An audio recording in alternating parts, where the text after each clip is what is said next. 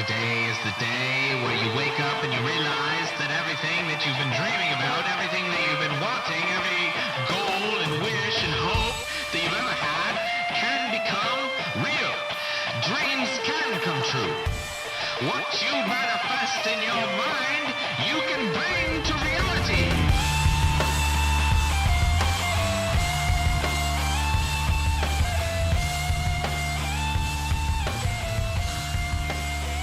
What is up, everybody? Welcome to a new episode of the Inspired Disorder podcast. My name is Ray Taylor, and in this episode, I'm going to be answering some questions.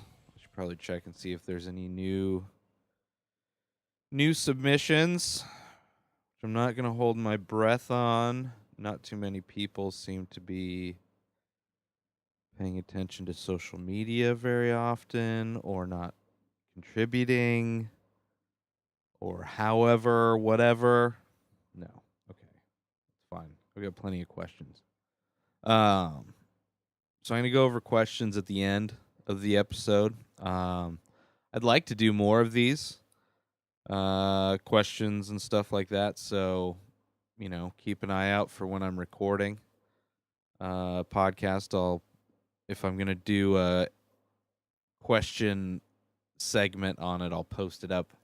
I'll try and post it up online the day of, early. I'm recording a little earlier than I expected to be. I was probably going to wait probably another hour, but here I am recording an episode for you. So for the new, I guess, whatever, patreon.com/inspireddisorder. If you want to help support the podcast, if you want to see the podcast in video, the video version of the podcast, you can do that only over at the Patreon page. The audio version is through iTunes and everywhere. The Inspired Disorder podcast, just search Inspired Disorder. You will find it. It is the legacy feed. So go find that, subscribe, tell your friends to subscribe, and if you want to see the video version, Patreon. Also, other benefits of joining the Patreon membership, becoming a member of the Inspired Disorder Patreon page. For only $1, $1 is a membership, monthly membership. For $1, you'll get the video version of the podcast. You'll also get making of videos, which this is the camera. I'm going to be doing some painting later. So for my ongoing ink on paper series, The Many Faces, you can watch the making of videos over at the Patreon page. If you want to purchase any of the artwork that I do, or the t-shirts that are available and things like that, prints, everything that's available over at inspireddisorder.com. If you want to save, get a massive discount on whatever you buy, there's a Patreon membership only discount code, which you can use. And let's see. So there's the discount code, making of videos, podcast video, and then you also get first access to everything that I do. So for instance, the video version will be up before anything on Patreon. So if you want to watch the video version, you can do that. The audio version gets scheduled, and I'm trying to do these twice a week, Tuesdays and Thursdays. So that's when you get the normal audio version. So you are getting the video a little bit early.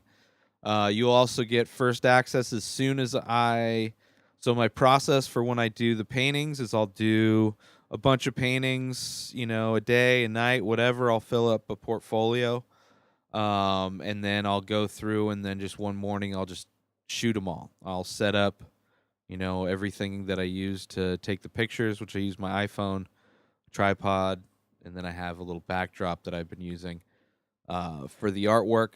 So as soon as, and I usually do all that stuff once, I'll shoot all the pieces in the morning, then I'll bag them up and put them in storage, and then I go through the process of updating the website, adding everything to the website with the videos and all that kind of stuff, and then I'll do a blog post on the Patreon page, and you'll be able to see all the video I'll put in one, so you can watch the full making of.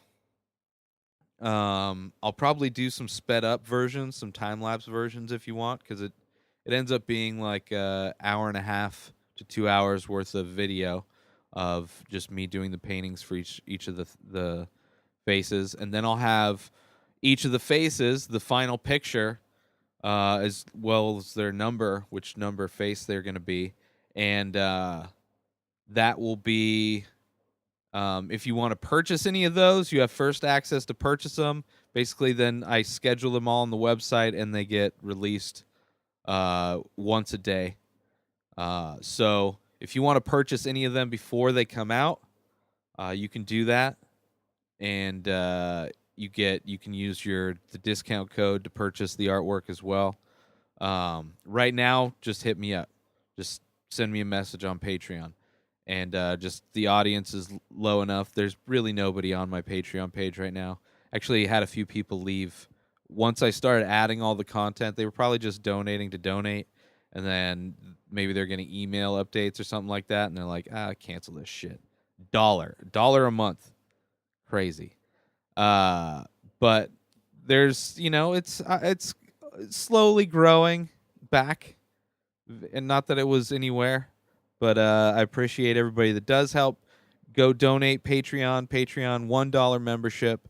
I really want to put as much content and bonus stuff over on the Patreon page as possible because I want people who are interested to get a bunch of extra content for supporting me, for helping to support. I mean, it's only $12 a year.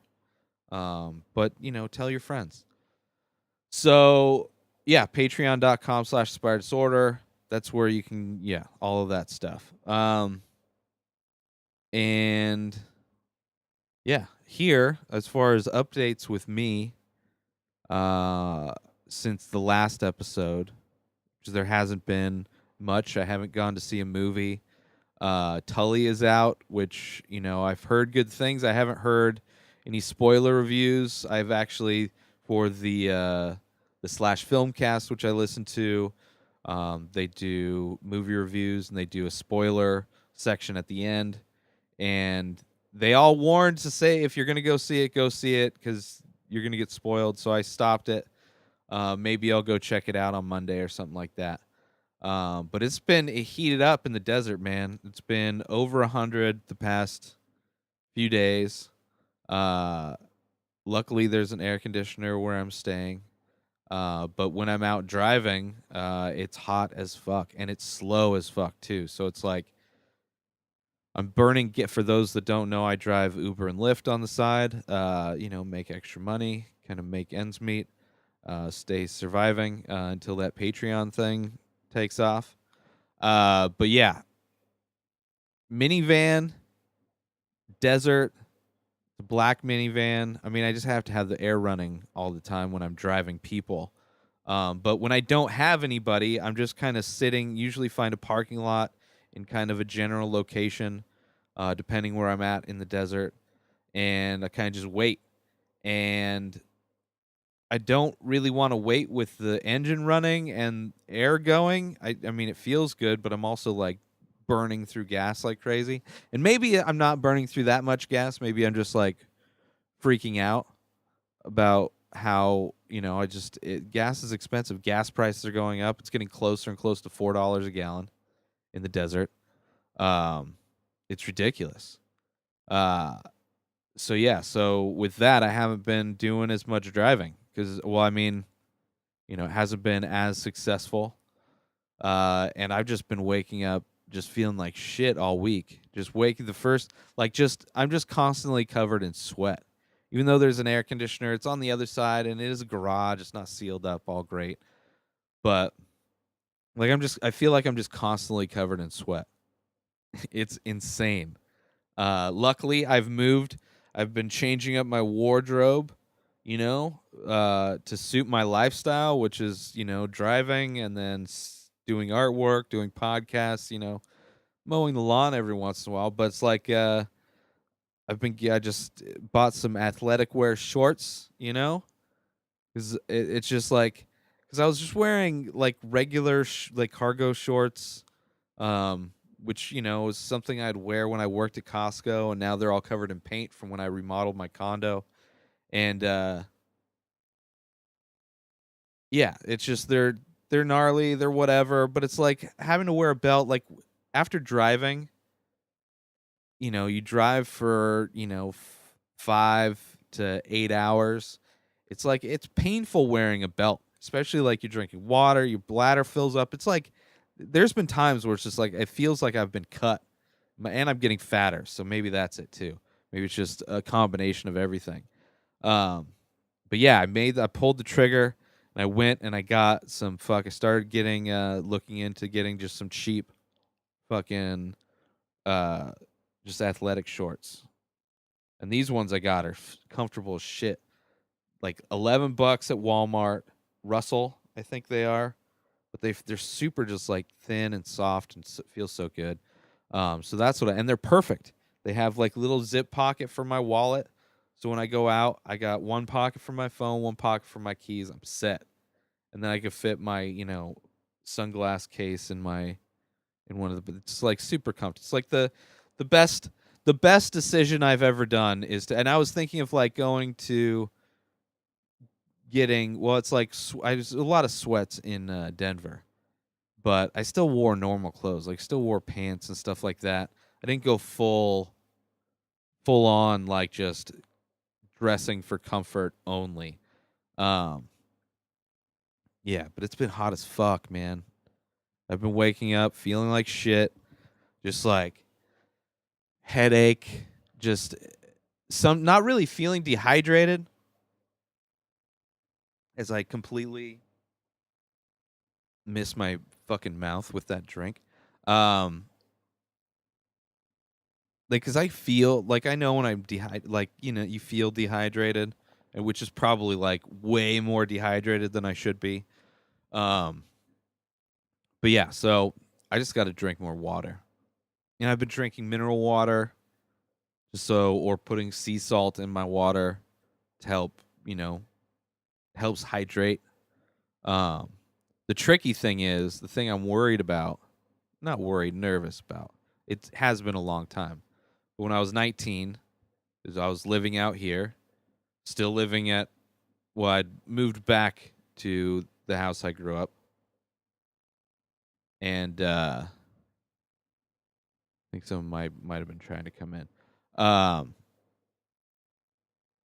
House I grew up, I was renting my room because I got kicked out. Lived with a girlfriend. We broke up. I, didn't have any other options. Moved back into the room I grew up in, paying like $400 a month in rent, or $300 a month. I don't remember. This is back in 1990 or 2000. 99, maybe 2000. For room that the air conditioning vent didn't work. So I could get like ambient air from like the hallway or whatever, but then I'd have to have my door open. It sucked. But anyway, there was one summer and I just was working at the movie theater, and I don't know how they did it. Businesses would never do this now. It would be insane to hear, but they chartered a bus for the staff to go to like an Angels game. So Anaheim, I don't know, it was probably like a 2-hour ride. I think they maybe had movies on, had like Ace Ventura or some shit on. But so we were going to this thing.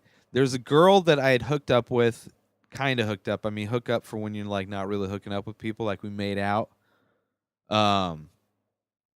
And like she just ghosted me. And the whole time she was there, she worked at the theater, she was there. She couldn't, like the whole time, whenever she spoke to me, she never looked me in the eyes. She like looked past me.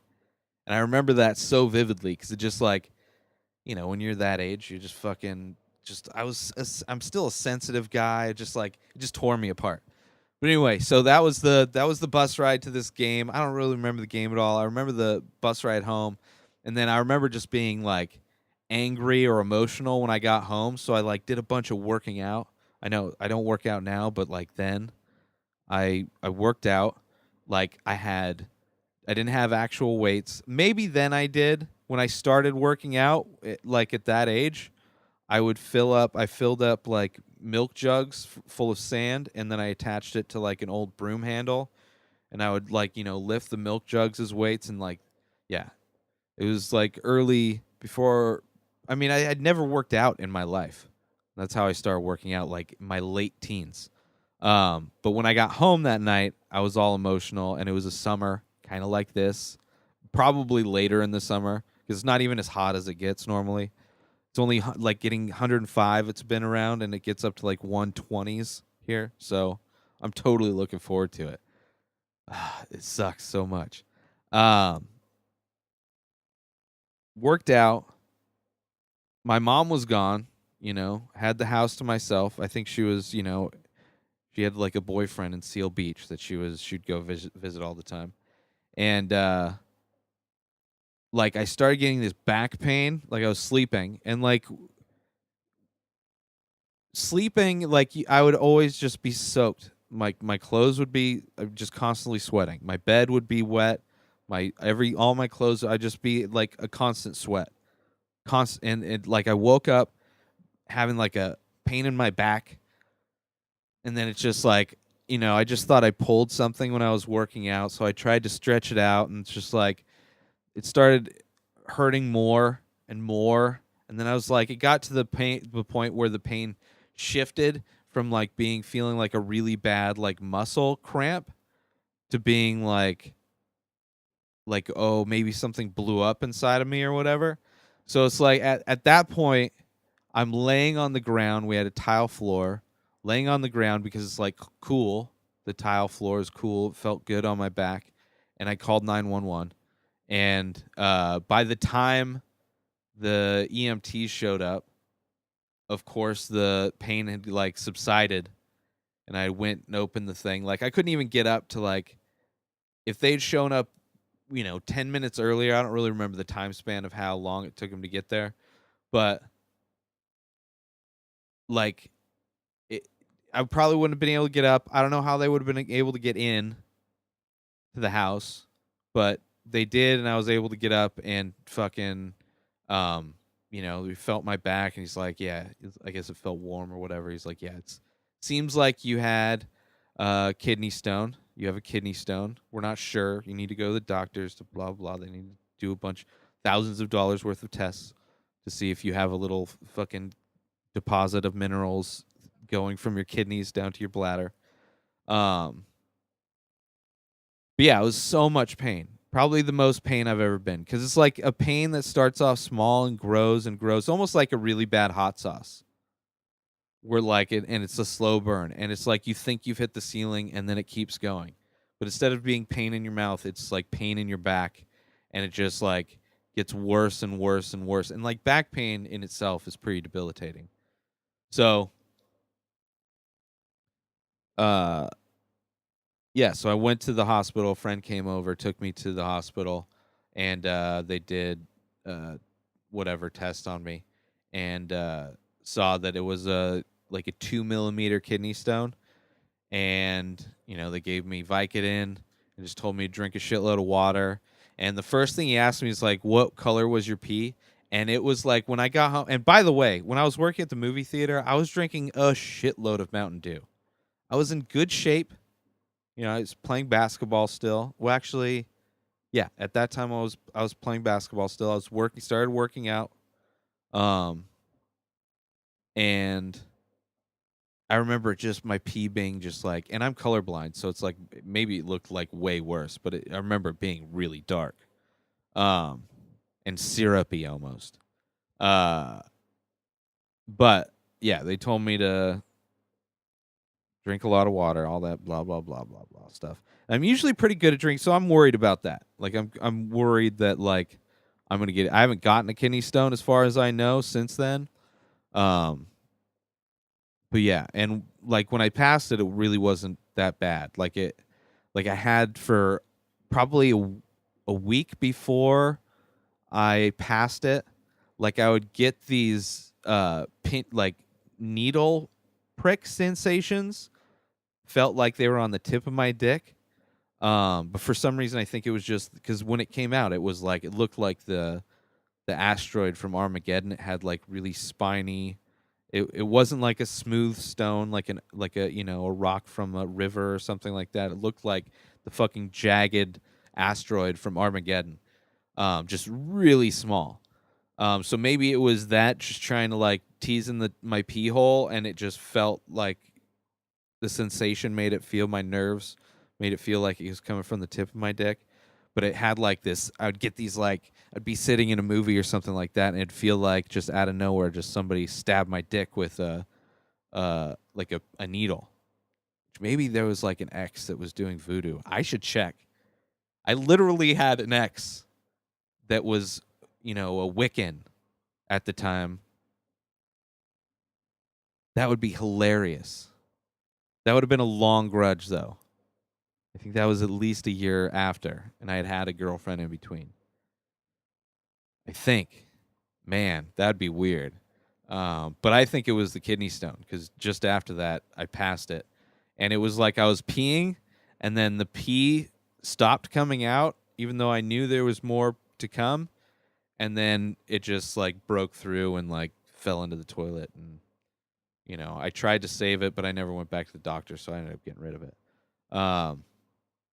So yeah, I'm worried about what potentially, I just think I need to stay hydrated. I went to another doctor like years later, and he's like, yeah, just the only thing you do really is just stay, without them analyzing it to see where it came from, to see what, mineral buildup it is, to, kind of avoid certain foods or whatever.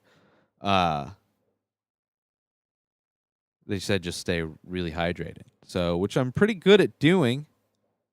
But it is the desert, and sometimes it's like you don't realize how much you're sweating, but then, then you go take a piss and your waistband is just soaked. Just like sweat soaked. Or you sit up and it's just your back is soaked. You didn't realize your back was soaked, but just from sitting on, like, my shirt is damp. It's not like soaked, but it's, I got to do laundry, bro. I got to do laundry. So the heat, it's been annoying, and it's just getting started.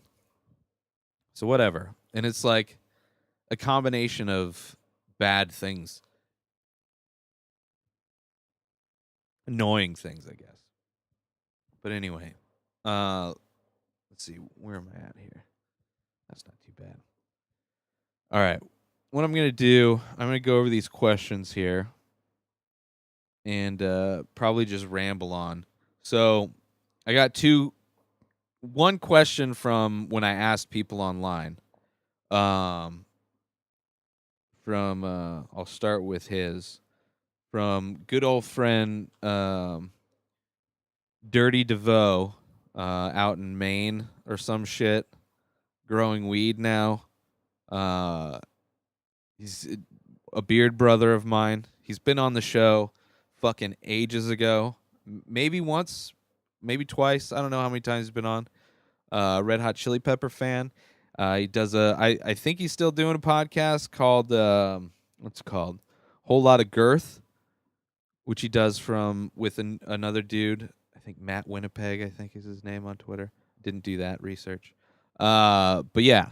So he asked me, follow him, Dirty DeVoe, on Twitter. It's where he asked me. He's also on Instagram. I don't know what his Instagram is offhand, though. It might be the same. But his question, before I get to the other questions, which are probably ridiculous questions compared to this one that seems very,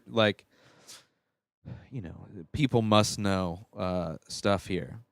But he wanted to know, have you ever squatted nude over a mirror? And when I read the question, it hit me that, I have seen many people, majority women, online do that maneuver, but I don't know if I've definitely had the type of mirror you would use. The long, cheap body mirrors that you get at like Target or whatever, like $10 for like a closet mirror or whatever. Those are the ones you'd use if you're curious to know what mirror, because it's easily straddled and it's long, so you get all the angles. But I guess it'd probably be a good way for me to really check out, because I don't think I can't. think of one time that I've seen my junk and asshole from that angle. I don't even know if I've seen my asshole before. I don't know if I've looked. So I'm going to say no. I have never squatted over a mirror. If given the chance in the future for the right reason, which there's probably thousands of reasons to squat over a mirror, I'd probably do it, you know? If I was like in a relationship and was long distance or whatever, or she's gone, or it's long distance for a time, and I want to get freaky, I might do that just for fun, just to say I did it, and then at least I'd have somebody to send it to, that way it's worth something. But I don't know if I would just do it to do it, because I'd have to buy one of those mirrors again, and I don't have a wall really to put a mirror up. I just kind of use what's here. It'll probably be a while before, because that's kind of like your first apartment kind of purchase. It's one of the things, like kind of a must-have generally in an apartment, is one of those mirrors. So maybe when I get my own apartment finally, or whatever happens, buy a mansion, I don't know, things can take off. And I buy one of those mirrors in the future. When I do, I'll do it. I don't know if I'll take pictures of it, because you didn't ask that. It's just doing it. So there may not be any proof, but I mean, if I seriously, if it happened soon, if something crazy things happen, and financially I start doing amazing, and I get a place, I would totally do it, and I'll take a picture, and I'll Photoshop out the bits or whatever. I'll archive it, but down the road, who knows? Who knows where I'm going to be at down the road? All right, so that's a question for Dirty DeVoe. Go check him out. And I can't remember his name offhand. I just know him as that. Which is, I apologize. I truly apologize. Like most people's Twitter handles, it's unless your name's your Twitter handle, I don't know. I just know you by your Twitter handle. Which is rude, because I've had actual conversations with him. It's just been a long time. All right, so this next one is actually, I was approached a few weeks ago now, probably close to a month ago, I'm sure. I'm horrible to deal with. This guy or girl, this person, or AI on Instagram called Skyte Design, SkyTeDesign, hit me up, because I post the many faces on Instagram, and I'm kind of active on Instagram, I guess. I post a lot of stuff on there, photoshops. So he hit me up on my D-Slit, or she. I don't know if it's a guy or a girl. For some reason, I just assume it's a he, and I don't know why. But they hit me up. They're doing a magazine. I don't know. All I asked is asked if I wanted to be featured in the magazine. I said absolutely. I think it might be for a project, but it might not be. It might be legitimate. I've kind of been seeing the process of it, and it looks badass. So it's I'm looking forward to it. I asked for a copy. I should get a few copies probably, just in case. But anyway, asked me to send in some artwork, some of the many faces, and then he followed up with an email questions for me. So I figured I'd just answer them on the podcast, and then I'll just use those in the email reply. And it's like two birds, one stone, right? I get to answer questions on the podcast, which, I like to do. I will like to do more of in future episodes. And I can get these answers done without putting too much work into it, I guess. All right, so first question. Where are you from, and how old are you? Well, I'm 37 years old, and I'm born in Idaho, moved to the Coachella Valley, where I'm at now, when I was 3. Moved to the house I grew up in when I was 5-ish, in the Bermuda Dunes, which is a suburb, you know, 10 minutes from where Coachella is, probably, a half hour from Palm Springs, half hour east of Palm Springs. So I grew up in a house there. Behind my house was an airport. Backyard fence was an airport. And there were dirt lots on both sides. So it's like now there's houses everywhere there, and the airport's even larger. And like there was a huge chunk of desert that I would go and play in, and there were old oil drums that were rusted out that me and my friends would climb inside and roll down the sand dunes in, right next to the windsock. So yeah, so that's where I'm from, and then I grew up Bermuda Dunes, and then moved around the valley a couple times before moving to San Diego.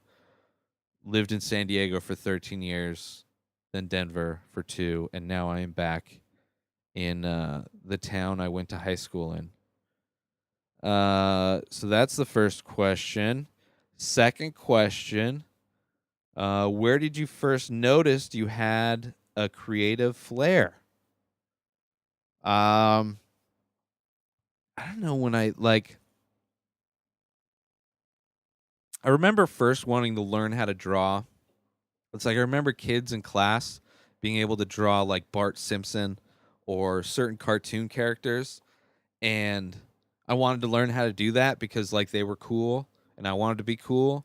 So I would take my coloring books and I would just get a blank piece of paper and I would just try to redraw all the different characters. I remember like 101 Dalmatians was one of them, and I don't know. So a lot of my early art was just copying designs, and then later it was like surf magazines. I would redraw designs. That's actually this tattoo on my forearm was one of those drawings that I did out of it. Was like a decal that you'd get for the front of your surfboard or something like that. And I redrew it in a sketchbook, and I still have that sketchbook, or I still have the sketch anyway, and or the drawing, the original drawing, and I redrew it and kind of cleaned it up a little bit for the tattoo. It was like one of my first like really early drawings. And then like around that time I kind of started drawing my own kind of things. In a way, like I started, trying to draw from like imagination. But like I didn't notice I had a creative flair until high school. Until I took an art class. I was originally going to go into photography. This was 10th grade. 9th grade I was homeschooled. 10th grade, whatever that's called, sophomore year. I wanted to take photography because I had gotten into photography in the time. I wasn't doing as much artwork necessarily. But I was always like artistic, I guess. But I wasn't able to get in the photography classes all full up, so I took Art 1. And I was like, the project would be do a mask. Do a painting of a mask, and I would come in and I would be trying to replicate I think it was Rick Rietveld. He did a lot of like really cool surrealist artwork in the surf magazines that I looked at, and like he had done like advertisements and stuff too. But it was a really cool like I want to say like airbrush style. Like now, a lot of digital artists kind of have that style, just because digital's way easier to do than actual airbrushing. But he had this fucking awesome style, and I loved his artwork. And he had one picture of like Einstein, but I think it was like a surfer Einstein. So I just tried to replicate that as good as I could. And just because it's like, a mask is a face. So it's like that could just, it's whatever. So because like I went the extra step, I guess I had the creative flair. I don't know. I don't know when, like, maybe that's when I feel like maybe I felt creative, just because like in comparison to like, and after that, then my next year I was in art AP. So I like it's like, oh, this guy knows, I mean, I'd been doing it I wasn't good, but I'd been doing it a lot. So I was better than most people. Most people were just doing art for the first time in a lot of cases. Um, but yeah, so that would be the first time I felt I had creative flair, I guess you could say. But I'm not like as far as like looks wise, I've never been like fashion and like I've never been into fashion or anything like that. So I've never had that kind of creative flair. Number 3. Did you study art and design professionally?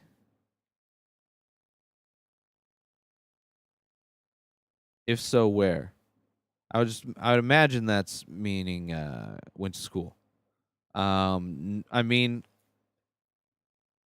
I had taken digital art classes in high school, but I had been using it was basically for Photoshop. But I'd been using Photoshop since I was like 12. No, I'd been using Photoshop for like actually only like 3 years or so. I mean, I'd used it before then, but I'd been using it. I learned how to use Photoshop by airbrushing out the fishnet stockings on my mom's Victoria's Secrets catalog. So I had a lot of time in using, and it was a very simple version. It was like Photoshop 3.0.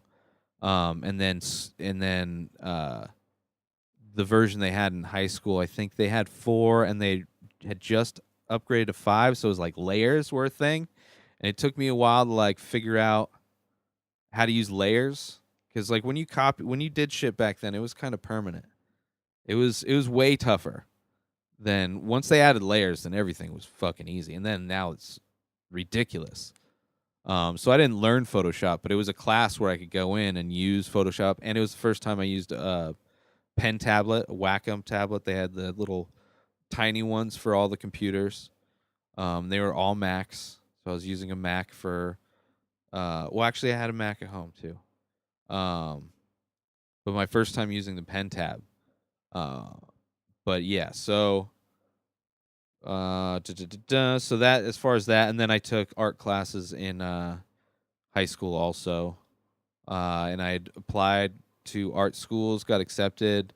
Was gonna go to Otis, but things kind of fell apart at home for me. So yeah, and I kind of just but then like I've been really diligent with learning. Like that summer after high school, I was working at the movie theater, and I wanted to learn Photoshop more. Like I wanted to learn all the things that Photoshop could do. So I literally bought the Photoshop Bible, which is like a book back when books were a thing that you would go to like Barnes and Noble to get. And it was basically an instruction manual for every single feature of Photoshop. And I just read it. Like it's a reference manual, but I just read it. I would be at the concession stand with the book inside the little utility drawer or whatever. And when it was slow, I would just open up the drawer and just start reading.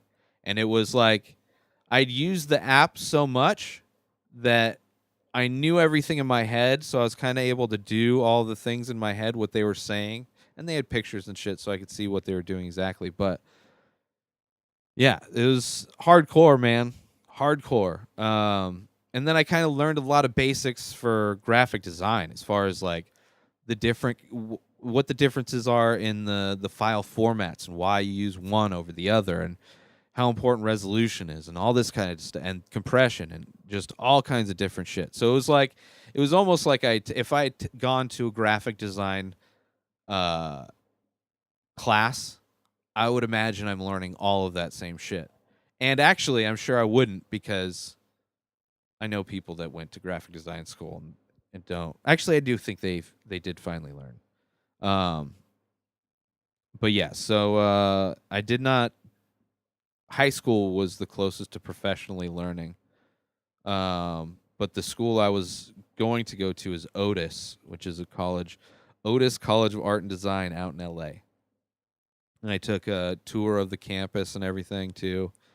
Yeah, it just didn't work out. It is a very expensive school too, but yeah. And I've loved teaching myself new things. I taught myself web design, like early days web design, like when you had to use Dreamweaver and you had to do code, HTML code. MySpace was pretty cool because you do like basic HTML stuff on MySpace. So that, kind of that skill helped out with MySpace doing all that promotion and stuff like that back in those days. But yeah, so, and I learned Flash. I had at one point designed my whole website in Flash, which, never worked right because Flash is so fucking heavy. Podcasting, learning all the technical ins and outs with like the sound engineering to video and lighting, which I'm trying to make this as good as possible with what I have here. But yeah, definitely, I mean, especially in Denver, that was a big focus to kind of improve the video and everything. All the different social media platforms as far as how to use them for promotion and stuff like that. Which MySpace, there's never been a time as good as MySpace for me. It came close. It came close. Actually, that's not true. Twitter got pretty crazy. Anyway, yeah. So no professional study. I love to teach myself. If I'm passionate about learning something, I can learn it. And like art, like I wouldn't mind taking like just an intro to photography class just so I can learn a little bit more. Like almost, I should just buy the Bible of my camera and just read it as hardcore, and then I just know everything. But yeah. Okay, so that one's no professional studies. Where or what inspires you? I really find I get a lot of inspiration and a lot of motivation, not necessarily from looking at other art that other artists are doing, just because in a lot of instances, like the stuff that I really like, I'm not really doing that kind of art. And then people that are, I do, but even still, I think I'm doing. I really haven't seen. Like I get a lot of people tagging their friends that are artists in my feed, and then I go check them out, and they're artists themselves that generally do something that's similar to what I'm doing. But I think what I'm doing is pretty specific. Uh, but yeah, what was the question again? What inspires me? I don't necessarily think I get inspired by a place. It's all mental for me. It's all inward. I mean, when I first started doing like so to go back to the high school thing, I got into art and I fell in love with doing art. Never. That's why with photography, photography is the closest thing I have to a hobby. But I fell in love with art, man, and and one of the things was because I was alone. Like I lived in a suburb. I had one friend that lived like a fucking 2 miles away. It's the desert, so it gets hot as shit. I don't have a car. I don't have any like way to get around. And I'm only child, raised by a single mom, so I'm just home in my room a lot, and falling in love with art like just gave me something to do at home. Um, so I did art like sketches, drawings. Like I loved taking that home. So I was like in high school, I would walk around. I played basketball, so I'd walk around with a fucking basketball under my arm, and under the other arm would be my portfolio of artwork that I'm working on. Because when I got to the AP class, you build it. Basically, you're just building a portfolio, and and there's different themes that they try to hit on and different kind of, uh, you know, bullet points that you need to hit to like qualify and get, end up your portfolio gets judged at the end of the year. So I'd have my artwork and I have my basketball walking around high school, because I'd loved, I wouldn't finish shit and I'd take supplies home, paintbrushes, paints. I wouldn't be surprised if, when I left my senior year, I just took a bunch of brushes. So I would imagine which I kind of feel bad. I should go back to high school. I've delivered fucking McDonald's to high school students at the high school I went to. I doubt any of my teachers are there, but I should go and when I start making some money, donate art supplies, because knowing how little funding goes to art, although I was broke as shit. So I remember stealing canvas panels and brushes and paints. But I mean, when I was in high school, when I was going there, I didn't steal them. I would just take them home to use them. I didn't had any, there was no. It was only at the senior year I'm leaving. I don't, let me bump up my art supplies here, and I really just did not give a fuck anymore. It's so crazy. But yeah, I love just being home at my desk, just painting for hours, just listening to music. I had a fucking CD player. I'd be listening to fucking No Doubt or fucking Paul Simon Graceland. Those are two specific albums I remember listening to while doing a lot of painting. I was into ska back in the day, so probably Real Big Fish. Yeah. But it was always even now, it's aside from the cameras that I set up for other people to watch. And then there was one time I did outside of a movie theater, they hired me to do a mural on their windows or their doors, their French doors, on the glass. So that was one where I was outside, painting, and people could watch as I was working. But generally, although there were times in high school people would watch for sure. I mean, it was a class, and they would, people walk around and look and see what other people are doing. But yeah, it's a very solitary thing. So music has always inspired me. The mood and emotion of music is a big inspiration with I don't know, kind of the energy that goes into when I'm working. Film, comedy. I've been a movie fan for, I love going to movies growing up. I love watching movies. I mean, there's a lot of times you spend in front of a TV watching movies as a kid when you can't go anywhere. And there's nothing good on TV ever. But then when there was a time I was working in the movie theater, and to help pay for my medical bills from the kidney stone, I was going to, I had a second job at Blockbuster.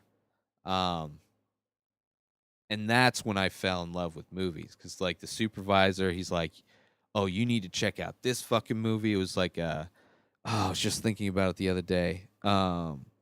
Dancer in the Dark with Bjork. That was one of the ones he recommended. And it was one of the most devastating movies to watch. It's so good. It's such a good movie. But it's devastating. It's so sad. If you don't cry, you don't have a heart. But that's where I fell in love with movies. And then from there, it's just I've kind of wanted to get into creating movies as far as writing screenplays. And I kind of like shooting video and do basic editing stuff, but I don't think I'd ever want to do an actual movie. So there's these things where from a distance, I'm not good at playing music, where I can appreciate these art forms where there's a lot of creativity and things going into it and structure and,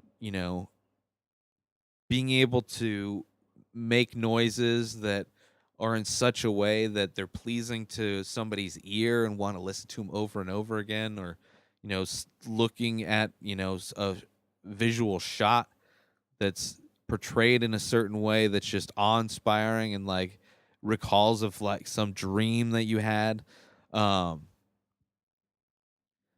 Like those things inspire me. Comedy, like knowing the following comedians, just being able to see from a different perspective a lot of the things that I do in my creative process, like how they apply to how other people handle their creative process and how they produce work and their work ethic. And even though they're not necessarily directly related to what I do, like it's a mentality that I enjoy and that inspires me a lot. Creative people that have a really good work ethic is super inspirational. Fucking uh Gary Vaynerchuk and Tim Ferriss, two people that I discovered, first heard about. I didn't discover them on Kevin Rose, Alex Albrecht.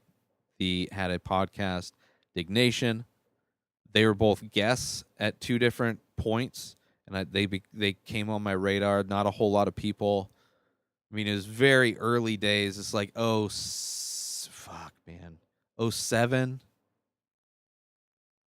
ish, 06 maybe, 07, 08 maybe, somewhere around in there. 07 seems like the sweet spot on that. But later they started doing their own things and started, they came out with books, and both the 4 Hour Work Week and then Crushing It and the Thank You Economy. The last two are with Gary Vaynerchuk, and then the first one is Tim Ferriss. Both of those guys are super inspirational, just from a completely different aspect of being kind of like a work ethic, and then also not doing things the traditional way or using traditions in a new way. Both of those guys super inspirational. So I draw a lot of inspiration from other people that are kind of doing creative things and the process rather than, and then like there's works of art, but not works of art that are related. Salvador Dali was a huge inspiration growing up, but he's not my inspiration now. Dadaism, huge inspiration overall. Probably still, very much, I would say. I would say right now that I'm much more inspired as far as like art, past art, which surrealism came from Dadaism. So it's like, whatever, man. I'm geeking out here. But I'm kind of ignorant in a lot of cases when it comes to art. Like there's a lot of shit like of the masters I don't know. I like what I like, and I know some of the people's names of stuff I like, but I'm horrible with names anyway. So those are the things that inspire me. Number 5. There's only 10 questions here, almost halfway through. I'll try not to be so long. But it's going to be really good when I write these answers, like these fucking connected through lines with the working. This is great. I'm very happy with this. I hope you are too. Let me just pat myself on the back real quick. While I'm, like, at one moment I'm worried because I'm taking a very long time going through on these, but I feel like I'm doing a good job. Maybe the edibles are kicking in. That's why I'm all paranoid. Oh, funny. All right. So number 5. When did you realize you wanted to make your artwork into a business? Like, I remember a time, it was probably like 99, done my first website, talking to some ladies online, I've been doing that for a long time. Not then, but I remember telling one, like, because I was working, that I wanted to be like a Fed artist, right? Which is funny. I was probably thinner than ever back then, but like I wanted to work, but then work on art part time, not really realizing that like if you want to really do anything with your life, I mean, if like for what you do as what you do, like if you want to be a photographer, then go out and fucking shoot pictures all the time. You should be fucking obsessed with taking pictures if you want to be a photographer. Like, like a artistic photographer, not like just, kind of picking up photography gigs, like what shit that I've done, like real estate is an art form in itself, but anyway. But like, if you want to be like, here, this is what I love about the not focusing on how other artists do it, but like other artists, but different art forms, like comedy. Like, the only way to be, from all the comedians that have given advice and all the podcasts that I've listened to, like, and along with other art forms as well, it is very universal. Like, if you want to go do something, you need to, one, get really fucking good at doing it. And how you get good at doing anything is just by doing it a lot. And make sure you do it the right way. So for comedy, it's getting stage time, getting up on stage. And then once you're getting in that routine of getting on stage regularly, multiple times per week, then you start writing. Then you start keeping track of the things you're doing to gauge your progress. So you record your sets. I know a lot of comics that do it with just their phone audio. I know some people that take a camcorder with them. But, and then you have to go back and review. So for me, when I do art, if I'm working, like, the stuff I'm doing now is very much in the moment, go with the flow, try to not think as much as possible and kind of let the movements happen. But when I was doing like surrealism and all that, like a lot of painting, acrylic painting, there's like it's a slow process. So while you're doing it, you spend a lot of time looking at it and seeing different. Photoshop, same thing. Do it, doing a face swap on Photoshop, and then I'll zoom out, get different perspectives on things, get zoom real far in, zoom real far out, and just kind of tweak it to make sure it looks right. Because it's like, especially with like Photoshop and stuff like that, it's like your eyes know. Like, it just, like, it hurts you on some level when you look at something and it's wrong. That's why when I see bad Photoshop, it hurts me so bad. It hurts me so bad. It's like, man, you're getting paid to do that work, and it's just really not good. Technology herpes. All right, I'm back. Took a little break. Needed to recharge the battery. And I got something to eat. So I'm back now. I'm fucking tired. But I'm going to get through this. I think for sure I'm going to have to just write this shit down. I'm going in. It's way too much of an email for a magazine. Get the fuck out of here. Anyway. So number 5. I'm going to start off at number 5. I kind of started, but meandered and kind of was losing track of what I was saying. So starting fresh with number 5.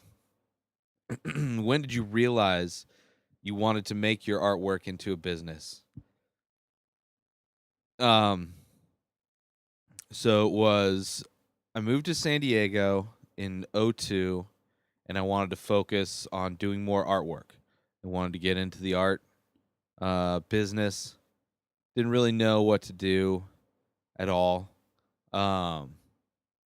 And was kind of just, I was painting and doing stuff, but didn't really have any direction. So by 2004, 2 years later, I was working at Costco. Had been for 2 years. And I was really unhappy with working there. It took me 11 more years before I finally left, but yeah, I was really unhappy working there, really unhappy with management, and I wanted to kind of start a way out. So what I knew most of was graphic design.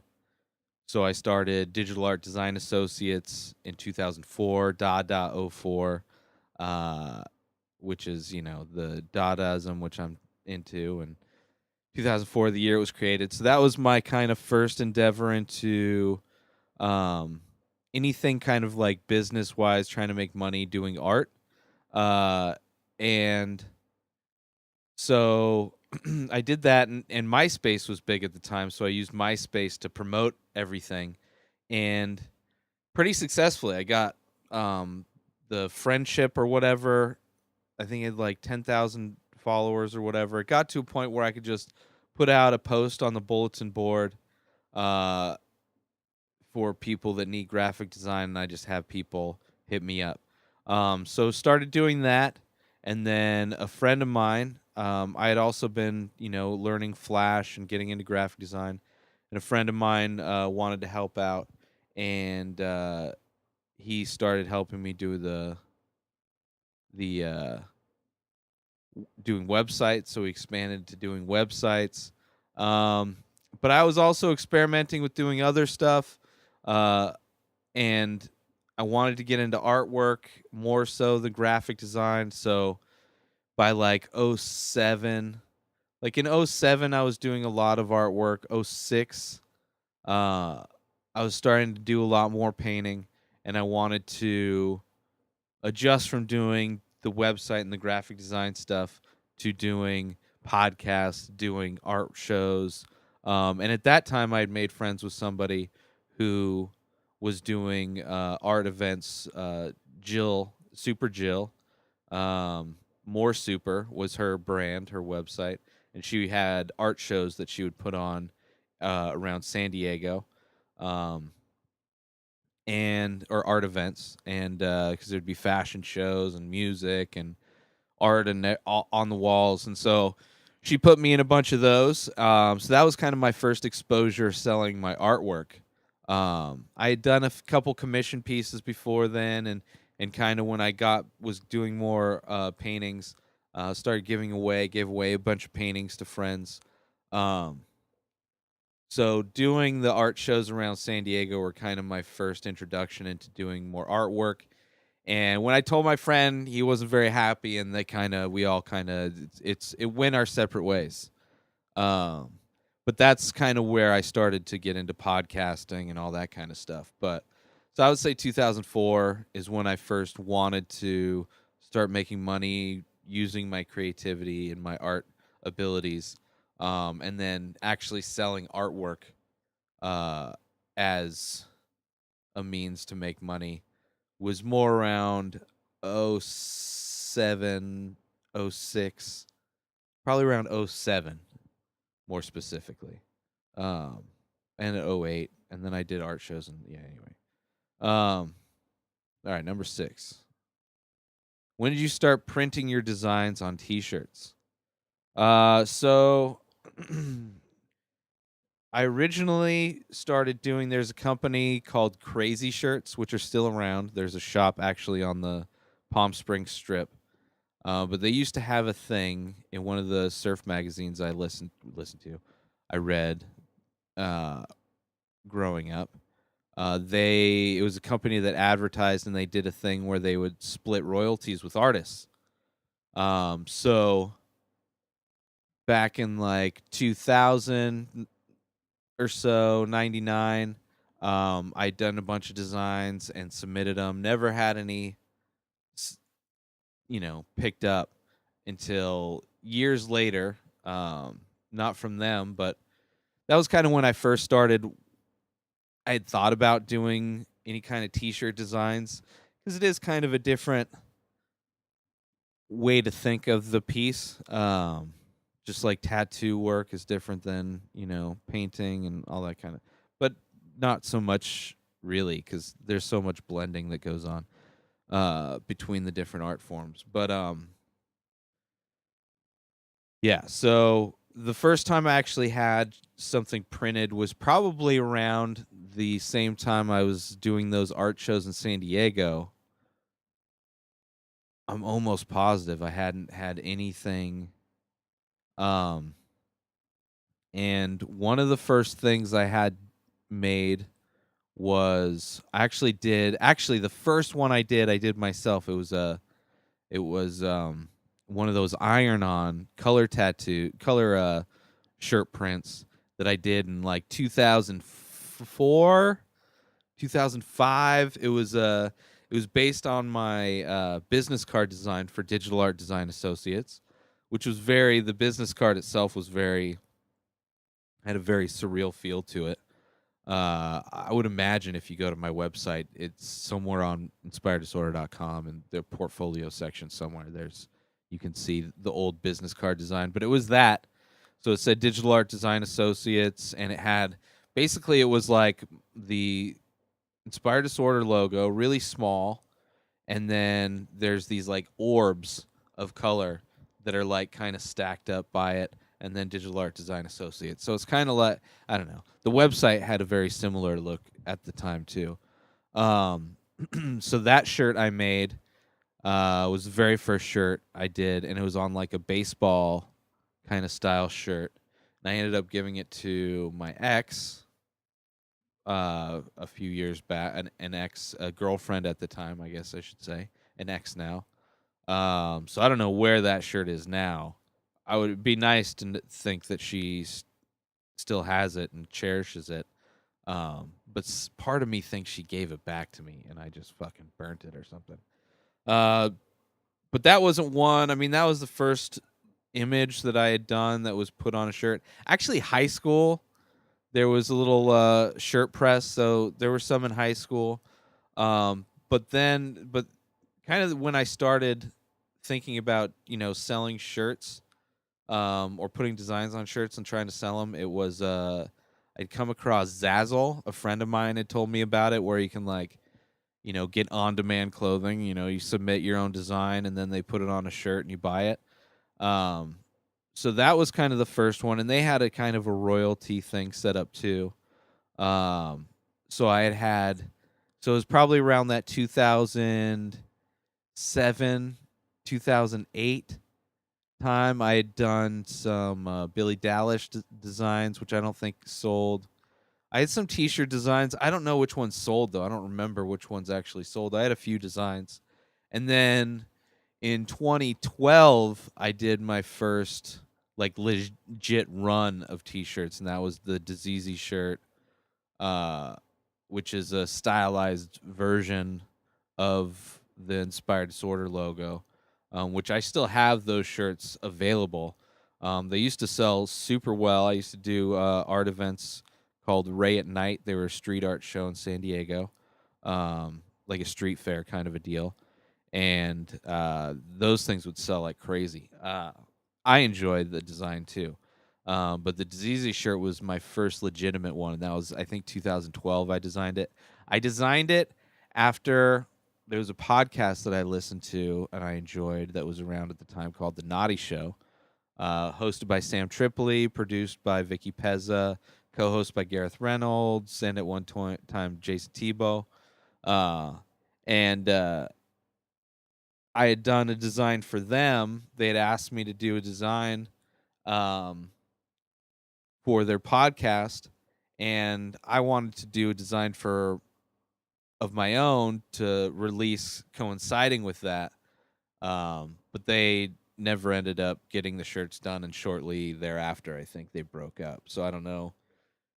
It's just he didn't want to keep going in there. I don't know why. So they're great guys. I've had them all on this podcast many moons ago when Keith was the co-host and also Justin was the co-host.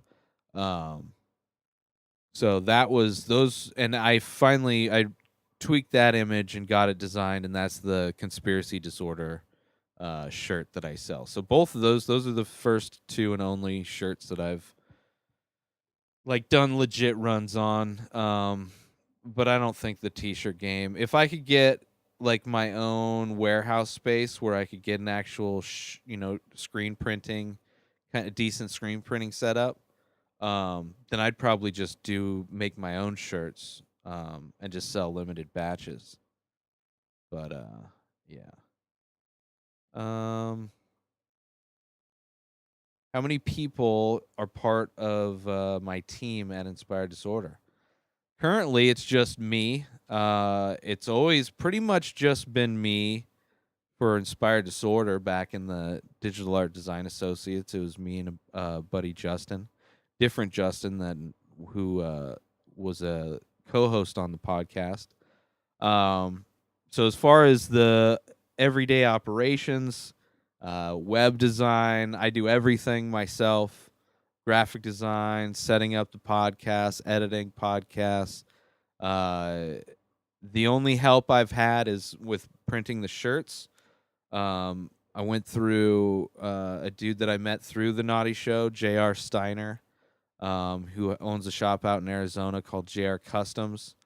And he's done both of my shirts and a limited run of prints I did with the ZZ design, which I still have. I need to put those. I think they're up online.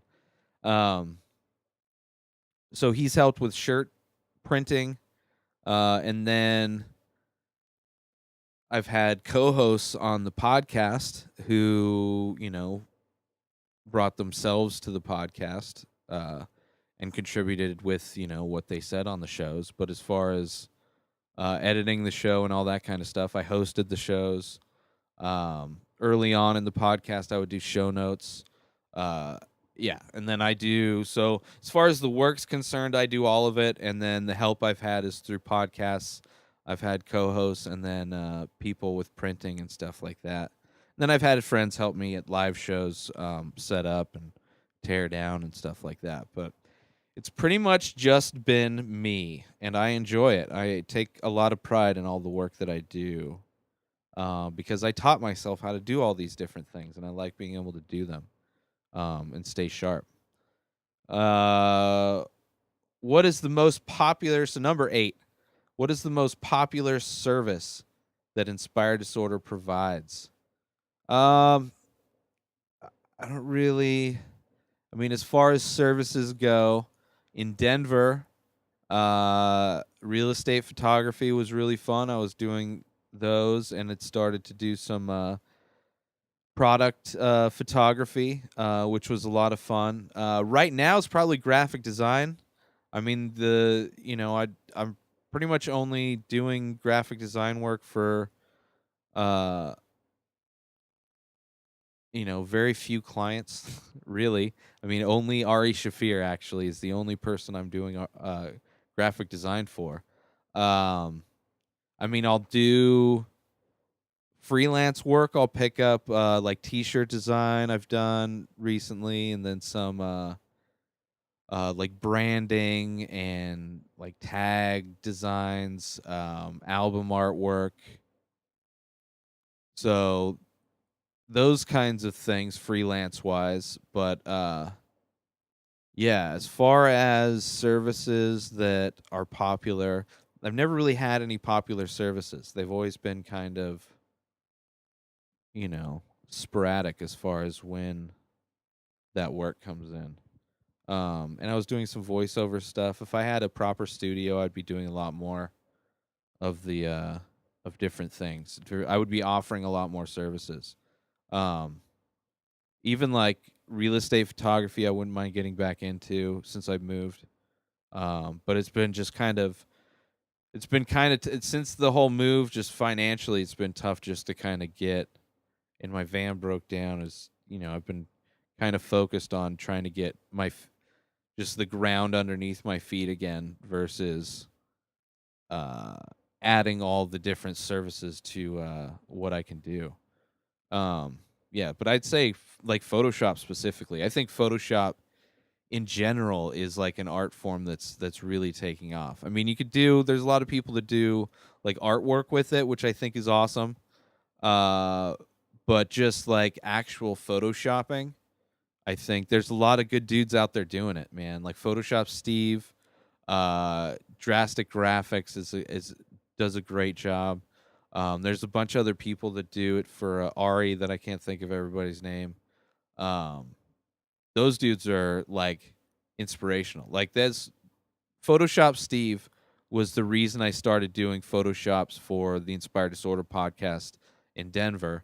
And through doing that, I got all my skills sharpened and kind of figured out new techniques to help compensate for me being colorblind. But I would say Photoshop is probably the one, and it's killing it now. Number 9. Do you have a favorite piece of artwork that you've created? If so, what is it? Favorite piece? I don't know if I do. There's like because I try not to think of them once they're done. Because all the paintings, like there's one right there that I gave to a friend that I'm living with. So I'm staying with. They have a bunch of my artwork, so I'm seeing like from '07, and it's just like if I was gonna do it today, I'd do it completely different. Um, Same thing with a lot of like I just see all the mistakes that I did, and just see how I would approach everything differently. Um, I don't know what my favorite. I mean, the Diseasy design I really enjoyed, because that kind of helped kickstart me back into doing artwork again, more regularly. Um, Man,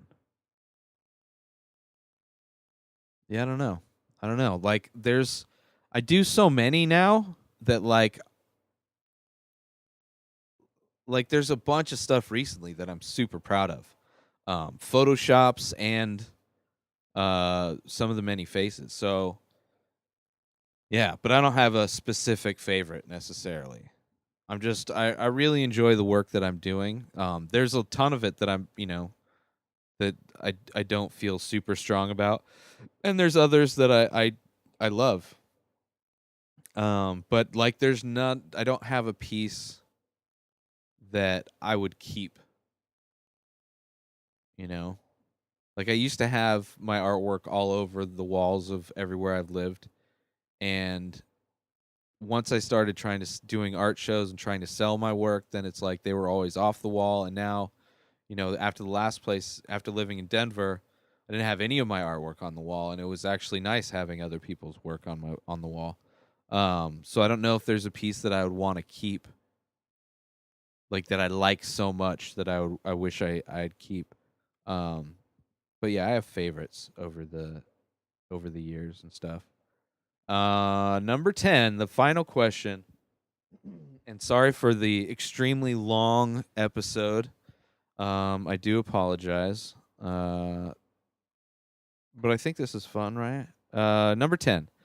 What advice would you give to anyone wanting to create a business from his or her artwork?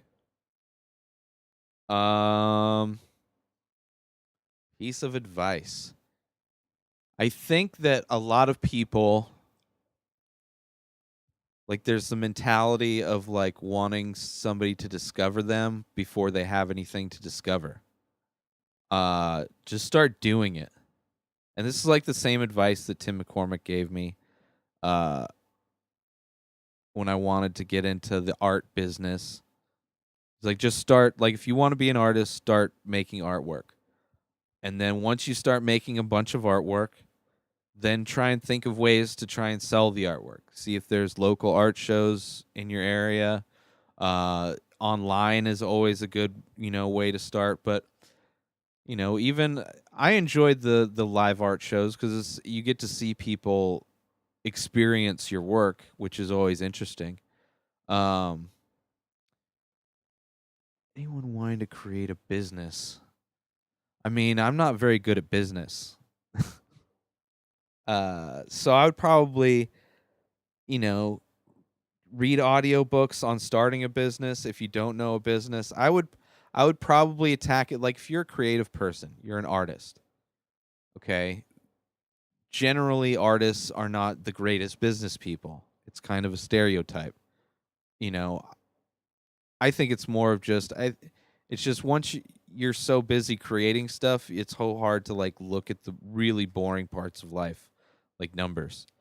Um so if you're one of those people like me, you're not a good artist, and this is probably advice that I should take myself, is get better at business, or at least, get familiar with it, and either I don't fuck that.